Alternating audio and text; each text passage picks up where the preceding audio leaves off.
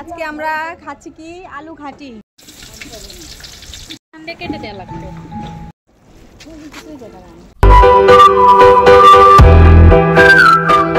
আজকে আমরা খাচ্ছি কি আলু ঘাটি, বগুড়ার ঐতিহ্য খাবার আলুর ঘাটি। সাথে আছে আমার এই যে ভাগ্নি আছে, আপারা আছে, এই পাশেও আছে অনেকজন, কাউকে দেখাচ্ছি না। এই দেখেন কতগুলো আলু নিয়ে আসছি। বেশ অনেক দিন পরে সবাই মিলে একসাথে পিকনিক খেলাম। আসসালামু আলাইকুম, সবাই কেমন আছেন? আশা করি সবাই ভালো আছেন, আমিও ভালো আছি আলহামদুলিল্লাহ। আজকে আমরা বিকেল বেলায় পিকনিক খাচ্ছি সবাই মিলে, আর আজকে খাবো হচ্ছে আলুর ঘাটি। আমরা আজকে পিকনিক খাচ্ছি ছাদে, আমার এই ভাগিনা আমরা সবাই মিলে ছাদে পিকনিক খাচ্ছি। ছাদে আসতে না আসতে দেখেন কতগুলো পাখি দেখলাম একসাথে। এগুলো কিন্তু ঈগল পাখি নাকি চিল বলে, যাই হোক সেইগুলো দেখলাম, একটু ভিডিও করে নিলাম। আর আমাদের আয়োজন করতে করতে কাটাকাটি করতে করতে রাত হয়ে গেছে। তারপরে এদিকে আমার দুই ভাগিনা মিলে চুলা ধরানোর চেষ্টা করছে। আর চুলা ধরানো একটু খুব কষ্টের, কারণ চুলা বানিয়ে রান্না করা আর ইটা দিয়ে বানিয়ে রান্না করা আলাদা। তারপরে অবশেষে ওরা চুলাটা ধরাইতেই পারছে। তারপরে আমরা চুলাটা ধরিয়ে প্রথমে দিয়ে দিলাম আলুটা সিদ্ধ। আলু যেহেতু ঘাটি হবে, আলু প্রথমে সিদ্ধ করতে হবে। এদিকে আলু ঘাটিতে আলু সিদ্ধ করে আলুটা কিন্তু সিদ্ধ হয়ে গেছে। এখন আমি আলুগুলো ভালো করে একটা বড় গামলা বা বলে নামিয়ে নিচ্ছি, কারণ এটা এখন সিলতে হবে। আলুগুলো সিলা হয়ে যাওয়ার পরে আলু ঘাটি হবে। আর এতটা গরম ছিল যে একদম ভালো করে আমি ঢালতে পারছি না, তারপরে একটু চেষ্টা করে ঢাললাম। এদিকে আলুটা ঢালা হয়ে যাওয়ার পর চুলাটা ফাঁকা থাকবে, তাই আমরা মাংসটা রান্না করা তুলে দিচ্ছি। মাংসটা তো সিদ্ধ হতে হবে, আর আমরা তো আলুর ঘাটি খাবো আজকে গরুর মাংস দিয়ে। এখানে আমি আমার ভাগিনা, আমার যা সবাই মিলে প্রায় 15-20 জনের মতো মানুষ হবে। আর আমরা এখানে কিন্তু সবাই মিলে অনেক আনন্দ করে পিকনিকটা করছি। আর আলুর ঘাটি এদিকে আলু সিলে আলু গালানো হচ্ছে, আর ওদিকে তরকারিটা মানে মাংসটা বসানো হচ্ছে। আলুর ঘাটিটা রান্না হলে আলু সিলে আলু এই গালানোর দায়িত্বটা কিন্তু আমার ভাগিনাই নিয়েছে, আর আমি আর আমার যা মিলে এখানে রান্নার দায়িত্বটা নিয়েছি। আর এখানে আমরা প্রথমে কিন্তু পেঁয়াজ আর কাঁচামরিচ বেশ অনেকগুলো দিয়ে ভালো করে ভেজে নিয়ে দিয়ে দিয়েছি আদা রসুন, সাথে হলুদ গুঁড়ো, মরিচ গুঁড়ো দিয়ে দিচ্ছি। এখন ভালো করে মশলাগুলো একটু রান্না করতে হবে। মশলা যত সুন্দর করে রান্না করা যাবে, মশলা থেকে কিন্তু দারুণ একটা সেন্ট বের হয়ে গেছে।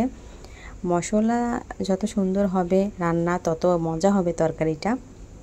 এদিকে দিয়ে দিলাম পরিমাণ মতো লবণ দিয়ে এখন আমি ভালো করে মশলাটা কষাই নেব। আর মশলা কষাতে কষাতে আমি আমাদের রাত্রের ভিউটা একটু দেখাই। রাত্রেবেলা একবারে অন্ধকার, ছাদে এত সুন্দর একটা চাঁদ উঠেছে, মনে হচ্ছে পূর্ণিমার চাঁদ। চাঁদের নিচে এত সুন্দর আলো হয়ে আছে, অন্ধকার আর আলো দুইটা মিলিয়ে এত সুন্দর একটা পরিবেশ হয়েছে, কি আর বলবো। এদিকে একটু ভিডিও করে নিলাম আমার ভাগিনার ছাদ বাগান। এত সুন্দর সুন্দর বাগান করেছে, আর গাছগুলো মাশাআল্লাহ অনেক সুন্দর দেখা যাচ্ছে রাত্রিতে।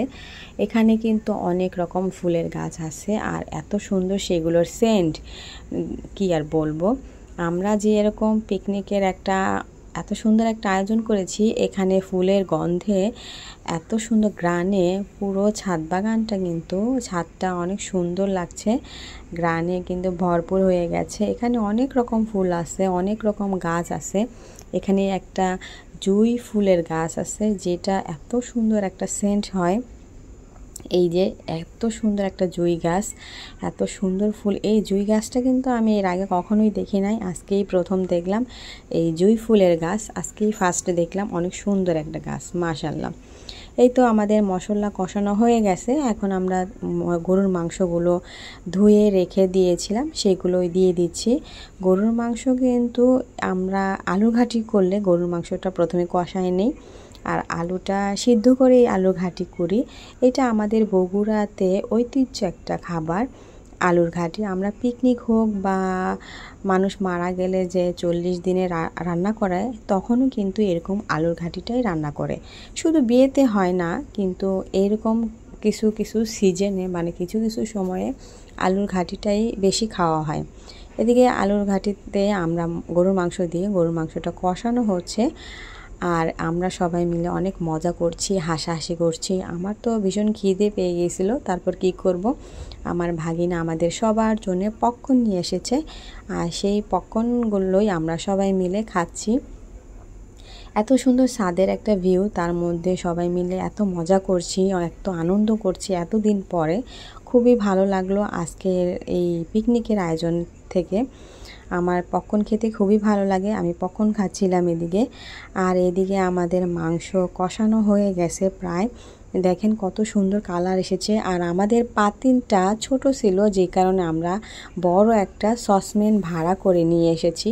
ওই পাতিলটাতে না আমাদের মাংস মানে আলুর ঘাটি একদমই মানে ভরপুর হয়ে যেত, আটতো না। যে কারণে আমরা অন্য একটা সসপ্যান কিনে নিয়ে এসেছি, এটা মানে ভাড়া করে নিয়ে এসেছি যে গোটারের দোকান থেকে। তারপরে এদিকে আমাদের আলুগুলো সিলে গালানো হয়ে গেছে, সেই আলুগুলোই দেওয়া হচ্ছে। আলুর ঘাটিতে আলু দিয়ে এইরকম করে নাড়াচাড়া করে এত সুন্দর একটা সেন্ট, আর এত ভালো লাগে। আলুর ঘাটি আপনারা যারা খেয়েছেন তারা হয়তো জানেন কতটা মজা আলুর ঘাটি। এই তো আমাদের রান্না বান্না শেষ, আর এখন আমরা সবাই পাটি পেরে বসে পড়েছি খাবার নিয়ে। আজকে সবাই কবজি ডুবিয়ে খাবে, কারণ অনেক দিন পরে সবাই মিলে যেমন আনন্দ করে একটা পিকনিক হচ্ছে, তেমন আলুর ঘাটি। আমাদের আলুর ঘাটির নামটা শুনলেই কেন যেন জিভে পানি এসে যায়। সবার খাওয়া দাওয়া শেষ হয়ে যাওয়ার পর আমি আমার ভাগিনা দুই তিনটা ভাগিনা আছে এখানে, আমরা সবাই মিলে লাস্টে বসেছি। যাই হোক, আমাদের আজকের পিকনিকের আয়োজনটা কিন্তু আমাদের কাছে অনেক ভালোভাবে কেটেছে, অনেক মজা হয়েছে আজকের পিকনিকটা। আপনাদের কাছে কেমন লেগেছে অবশ্যই কিন্তু কমেন্টে জানাবেন। আর আমার ভিডিওগুলো যদি ভালো লেগে থাকে অবশ্যই আমার চ্যানেলটা সাবস্ক্রাইব করে রাখবেন। ও আচ্ছা, কমেন্টে কিন্তু বলবেন আলুর ঘাটি রান্নাটা কার কার পছন্দ। আমাদের বগুড়ার কিন্তু একদম ঐতিহ্য একটা রান্না আলুর ঘাটি। সবাই ভালো থাকবেন, আল্লাহ হাফেজ।